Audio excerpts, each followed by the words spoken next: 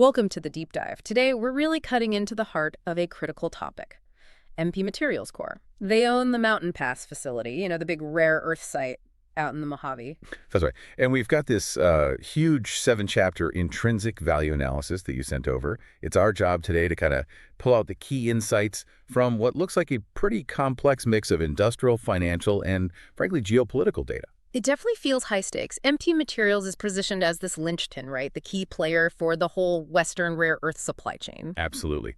But, the real question, the central tension here is, can that undeniable strategic importance, its status as basically America's rare earth champion, actually translate into sustainable long-term value for shareholders? That's the core issue. Okay, let's not bury the lead. Looking at the deep valuation work in this analysis, what's the final number? What's the conclusion? Well, the detailed discounted cash flow model, the DCF, it projects an estimated intrinsic value range of $65 to $95 per share. Okay, $65 to $95. And the stock's trading around $78.34 right now. Exactly. So the analysis suggests it's pretty fairly valued at the moment. Right. So this isn't one of those classic value plays where the market's missed something big. No, not at all. Far from it. This is a very specific, high-stakes kind of investment. If you're buying MP today, you're essentially making a massive bet on two key things. Okay, what are they? First, flawless execution. Flawless execution of an incredibly complex industrial plan, the kind that really hasn't been done outside China at this scale. And second, you're betting on the persistence, maybe even the escalation of U.S.-China geopolitical friction. Wow. Okay, that sets the stage perfectly. So we'll break down this analysis in two parts. First, the fundamentals, the business itself, management, the financials, chapters 1 to 3. Right. And then in the second half, we'll pivot to market sentiment, who owns the stock, the major risks, and wrap up with the final valuation details, chapters 4 through 7. Great. Let's start with the core operations then. Chapter 1, business analysis. Okay. So the core strategy is what they call mine to magnet. It's all about vertical integration. The idea being to restore the entire rare earth supply chain, soup to nuts, right here in the U.S. And that involves 3 stages. 3 distinct and, frankly, immensely challenging industrial stages. Stage I, well, that's largely done. That's mining the bastnaesite ore at Mountain Pass, processing it into a basic rare earth oxide concentrate, an REO concentrate. But the big strategic pivot the analysis highlights happened in April 2025. That was huge, yeah. For years, MP actually shipped that concentrate to their Chinese partner, Shanye Resources, for the difficult separation process. But then, with trade tensions really ramping up, MP made a bold move. They stopped the shipments. Stopped them completely. Completely. Decided to stockpile the concentrate instead and aggressively push forward their own downstream plans. It was a gamble, but strategically very astute. Which brings us to the really hard part, stage 2, which is ramping up now. That's the chemical separation, right? Getting those valuable elements like NdPr out. Exactly. Neodymium-praseodymium, or NdPr oxide. That's the crucial ingredient for high-strength permanent magnets. Stage 2 is where they break that dependence on Chinese refining capabilities. It's incredibly complex chemistry. And stage 3 is the final piece. That's the highest value-add step, producing the finished NdFeB permanent magnets. They're doing this at their facility in Fort Worth, Texas, and also building out the much larger 10X facility, which importantly has significant backing from the Department of Defense. Okay, so market position. The analysis says MP owns the only integrated rare earth mining and processing facility of scale in the entire Western Hemisphere. Sounds pretty unique. It is unique, and that creates a very specific value proposition. For commercial customers, think General Motors, maybe Apple, it offers a secure, reliable, non-Chinese supply chain. It lets them shift from just-in-time inventory to more of a just-in-case strategic sourcing model. Makes sense in today's world. And for the government? For the U.S. government, MP is viewed as a vital strategic national asset, crucial for defense applications, energy independence goals like wind turbines, and overall economic security. Now, the analysis mentions something specific about the competitive moat, China banning the export of solvent extraction intellectual property back in 2023. Can you unpack that? What does that actually mean? Yeah, that's a critical point. Solvent extraction is the, let's call it the secret sauce. It's this incredibly complex, multi-stage chemical process you need to separate those individual rare earth elements into the high purity forms required. It's like industrial alchemy, and China spent decades perfecting it. So banning the export of the know-how. It basically slams the door shut on potential competitors. It makes it virtually impossible for anyone else, even with deep pockets, to quickly or cheaply replicate that crucial separation capability. MP, having already acquired and started scaling this process before the ban, now holds a technical advantage that's, well, almost insurmountable for newcomers. That's a huge barrier. But you mentioned the DoD earlier. The analysis really emphasizes that partnership from July 2025 as maybe the most unique advantage. Absolutely. That partnership is a game changer. It's not just a sovereign endorsement, which is valuable in itself. It includes a 10-year offtake agreement for magnets and, critically, a 10-year price floor on the NdPr oxide. A price floor in a volatile commodity market. Exactly. That single element fundamentally de-risks their business model. It protects them against the historical risk of China flooding the market to kill competitors. It provides a guaranteed minimum price, offering a stable foundation for their future cash flows and making the whole mine-to-magnet plan actually viable. Okay, that's a massive industrial undertaking. Let's look at the leadership navigating this. Chapter 2, Management Evaluation. Right. The team, led by CEO James Litinsky, interestingly, comes more from a finance and investment background, not, traditional mining or chemical engineering. Which turned out to be a strength initially. It seems so. Their foresight in acquiring the bankrupt Mountain Pass mine back in 2017 for just $20.5 million was, well, exceptional timing and vision. And that big decision in April 2025, stopping the concentrate sales to China, that seems strategically brilliant in hindsight. It really does. It aligned them perfectly with U.S. national interests and, directly paved the way for that crucial DoD partnership just a few months later. A high-stakes gamble that paid off. How are they allocating capital now? It's laser-focused on organic growth. They've already sunk nearly $1 billion into expanding the facilities in California and Texas. And they also did execute what the analysis calls a prescient share buyback in 2024. They bought back about 8.6% of their shares at an average price of just $14.76. Wow. Compared to $78 today, that's created enormous value. But let me push back a bit here. Given that finance background, who's actually managing the operational side? Commissioning these incredibly complex chemical plants and magnet factories, isn't that the biggest risk now, the actual doing it? That is the critical question, and the analysis doesn't shy away from it. You're absolutely right. Their success now hinges less on financial maneuvering, which they've proven adept at, and much more on flawless operational execution. They need to attract and retain world-class industrial and chemical engineering talent. The entire investment thesis rests on their ability to manage that immense industrial complexity over the next, say, 5 to 7 years. Okay, and that leads into a metric that looks, well, frankly, terrible right now. The trailing return on invested capital, ROIC, is negative 5.45%. Yeah, and that's a perfect illustration of why standard metrics can be misleading in a company undergoing this kind of transformation. M&T is currently deploying huge amounts of capital. That's the IM in ROIC building out stages 2 and 3. But the returns aren't there yet. Exactly. The ROI hasn't materialized because those plants aren't running at scale or peak efficiency yet. So that negative ROIC, it's an anticipated lagging indicator. It just reflects that they're deep in the investment cycle. The expectation, the whole bet, is that once those facilities ramp up, ROIC will shoot up dramatically. So the financials really tell a story of deliberate investment and planned volatility. Let's dig into those numbers. Chapter 3, Financial Analysis. Yeah, the numbers definitely show a company on a roller coaster, partly due to commodity prices, partly due to the build-out. Revenue, for instance, peaked at over $500 million, $527.5 million in 2022 when rare earth prices were high. But then it collapsed, down 52% in 2023, and margins followed suit. Gross margin actually went deeply negative, hitting minus 32.8% in 2024. And that margin crunch is basically the cost of building the future, paying for these new complex facilities before they're running efficiently. Precisely. They're absorbing the high fixed costs of commissioning these plants while they're still working out the kinks and not yet at full scale.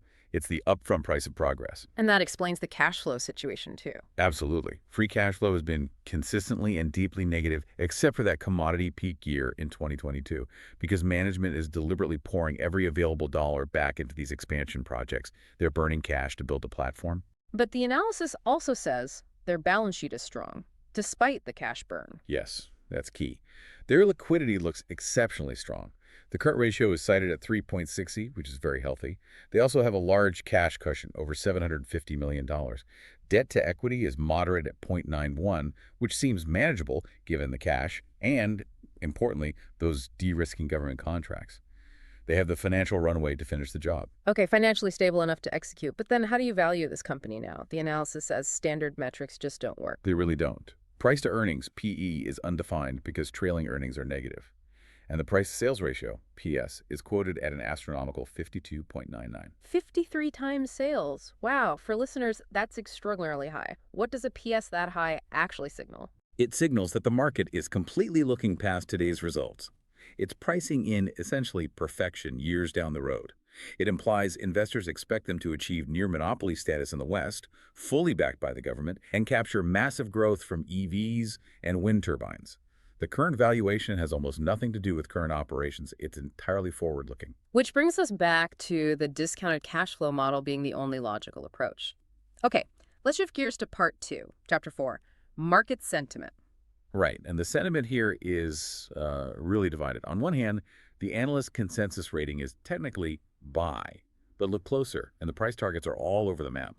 The analysis cites a range from as low as $21.82 up to $94.50. That's an incredibly wide range. What does that tell you? It signals fundamental disagreement in the market. Analysts are struggling with how to weigh that huge strategic premium, the geopolitical importance, the DoD backing against the equally huge execution risk involved in actually building and running these complex facilities. Yet, the general news flow seems very positive. Every partnership announcement, every time U.S.-China tensions flare up. Exactly. The media narrative is overwhelmingly bullish. Things like the DoD deal, reported links with Apple, and then events like China tightening export controls in October 2025, they all directly feed the bull case. But underneath that, It's a classic battleground stock. The analysis highlights extremely high short interest, somewhere between 17.6% and 18.7% of the available shares are being shorted. so nearly a fifth of the float is betting against it. Yeah, that indicates a significant, well-funded pocket of skepticism. These are investors betting heavily that MP can't execute flawlessly or that the valuation is just way too stretched, regardless of the strategic story. Despite the shorts, the stock price itself has been strong, trading at $78.34, way above its 200-day moving average. Right. That suggests a major shift in market perception has occurred, probably solidified by that DoD contract. The bulls are currently winning the momentum battle, pushing the price up despite that underlying skepticism. Okay, let's look at who actually owns the shares and potential conflicts there. Chapter 5, ownership structure. Ownership is pretty concentrated among big institutional players, the usual suspects like BlackRock and Vanguard. But the really interesting part is the strategic stakeholders. Like the DoD? Yes, the U.S. Department of Defense is actually set to become the largest shareholder, holding around 15% of the company.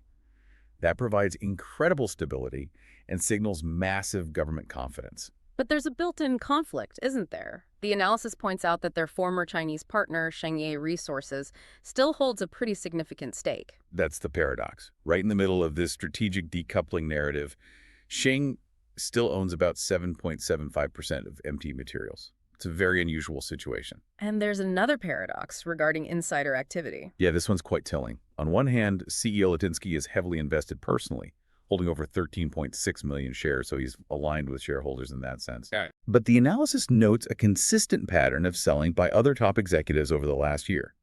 Something like 42 sales versus only 14 buys, netting out to over 5.7 million shares sold by insiders. That does seem contradictory. If the public story is all about massive transformative growth ahead, why are the execs closest to the operations consistently cashing out chips at these prices? It certainly raises questions. It could suggest that those who understand the day-to-day operational hurdles, the sheer difficulty of the stage 2 and 3 ramp-ups, perhaps view the current stock price as reflecting full, maybe even optimistic, value. They might see the execution path as narrower and riskier than the market implies. Which leads us directly into formally assessing those risks. Chapter 6, Risk Assessment, SWOT. Okay, the key strengths are pretty clear. That sovereign DoD backing and the strategic monopoly position in the Western Hemisphere. Huge pluses. And the weaknesses. The big ones are single asset concentration. Everything relies on Mountain Pass and, as we've discussed, that extreme execution risk tied to the complex chemical separation and magnet manufacturing. Plus, it's incredibly capital intensive. What about broader economic risks? Inflation is a direct threat. It pushes up the cost of everything, labor, specialized equipment, potentially leading to budget overruns on these huge CapEx projects which could delay timelines. And interest rates. Higher interest rates are also a negative. They increase the weighted average cost of capital, the WACC, which is the discount rate used in that crucial DCF model. Yeah. A higher WACC directly lowers the present value of all those future cash flows the valuation relies on. But the geopolitical risk seems unique here. It cuts both ways. It's a total paradox. Geopolitical escalation, imagine more stringent Chinese export controls, or maybe even U.S. tariffs on Chinese rare earths. That's actually a massive positive catalyst for MP. It makes their domestic production even more valuable overnight. So the real threat is peace breaking out. Kind of, yeah. The primary geopolitical threat to MP materials is a significant, lasting improvement in U.S.-China relations, a real détente. If tensions ease dramatically, that strategic premium MP enjoys would erode quickly, and they'd face renewed competition from lower-cost Chinese producers. Their success is almost fundamentally linked to the continuation of this strategic rivalry. All right, let's bring this all together. Chapter 7, Conclusion. So, synthesizing the bull case, MP is essentially a government-backed strategic monopoly. It's perfectly positioned to capture immense value from secular megatrends like EVs and wind power, all while being protected by what looks like an insurmountable geopolitical and technical moat. And the bear case synthesis. The bear case argues that the current valuation already prices in absolute perfection. It leaves very little room for error against those extreme execution risks in stages 2 and 3. That skepticism is clearly reflected in the high short interest and perhaps that pattern of insider selling. So wrapping up the valuation.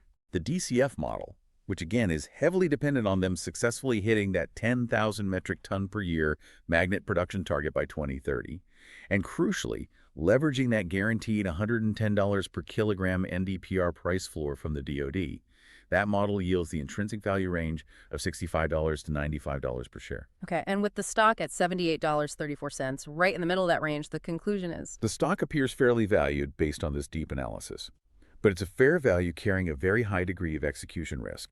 An investor buying MP materials today isn't buying a bargain.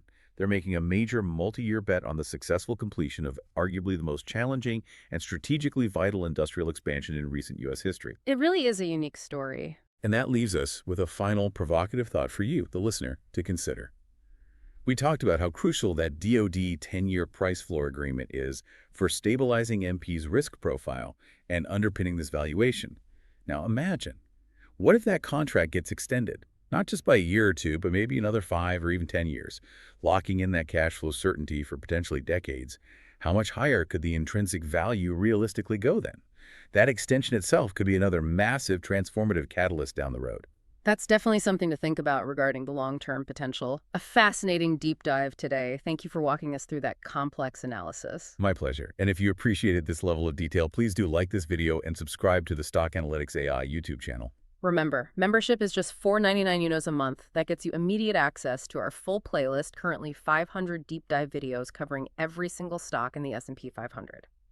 And exciting news next, exclusively for members, we're rolling out coverage of the entire NASDAQ 100 index.